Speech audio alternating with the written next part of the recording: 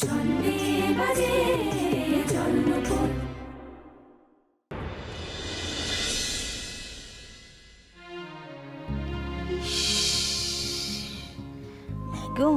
কি অবস্থা হয়েছে চুলগুলোর, হ্যাঁ? অর্ধেক চুল তো উঠে গেছে মাথার।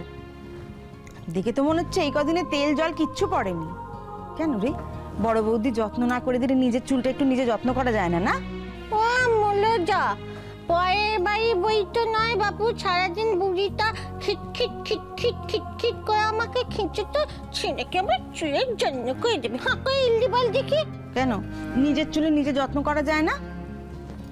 এখন থেকে রোজ এরকম করে তেল দিয়ে চুল আঁচড়ে বাঁধতে হবে বলে দিলুম। হ্যাঁ, আমার তো আর করার দরকার নেই গো, তুই মনে রাখলেই হবে। হ্যাঁ, অঞ্জনা রানী মনে রাখলেই হবে। হ্যাঁ, চুলটা তো আমার, আমার চুল আমাকে মনে রাখতে হবে, তাই না? আমলে দামি তো তোর বাপু, তাইলে চুলটা তোর হলো। ওটা ওটা তো কোলে শুয়েছি, কেমন করছো বাবা? জ্বালাতন করি না, সব চুল উঠে গেছে। এক মাথা ভর্তি চুল ছিল।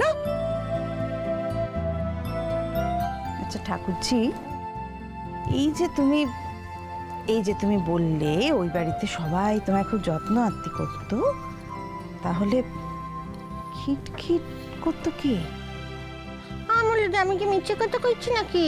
ওই যে বুড়িটা, ও সারাক্ষণ আমাকে খিটখিট খিটখিট খিটখিট করতো। হ্যাঁ, আর আমাকেও তেমন ধারা মেয়ে পেয়েছে নাকি?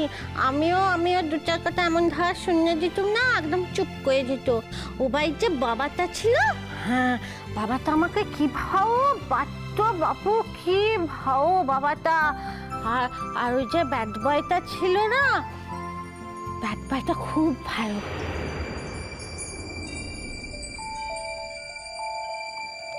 ও বাবা, তাই বলি বড় বৌদি কোথায় গেল? ননদ ভাজে বসে এখানে এবারে খুব চলছে। আসলে কি জানো বড় বৌদি, তুমি আসলে রাঙা দিদির লোক, আর আমরা সব বানের জলে ভেসে এসছি। হ্যাঁ, কাল থেকে আমার একবারে কোনো খবর নেওয়ার প্রয়োজনই মনে করো না। হিংসুটাপনা শুরু হয়ে গেল তো। কতদিন পরে মেয়েটা বাড়িতে ফিরেছে, কি অবস্থা করেছে দেখো না চুলগুলোর। ওই জন্য তো একটু তেল ঘষে ঘষে ভালো করে আঁচড়ে দিচ্ছি। আগে যত্ন আত্তি করে আগের অবস্থায় ফিরিয়ে আনি, তারপর অন্য সবার দিকে দেখবো। হ্যাঁ দিদি, কাঁদছিস কেন? কি হয়েছে? এইটা কিন্তু ঠিক না। আমার তো মুখের কথা খসতে দিচ্ছে না, যা চাইছো তাই পাচ্ছো, তারপরে কান্নাকাটি করার কি মানে? না না না, হ্যাঁ দিদি, হ্যাঁ বাড়িতে দেখেছি ফুটফুটে দুটো ছেলে মেয়ে এসছে। হ্যাঁ, কি সুন্দর দেখতে।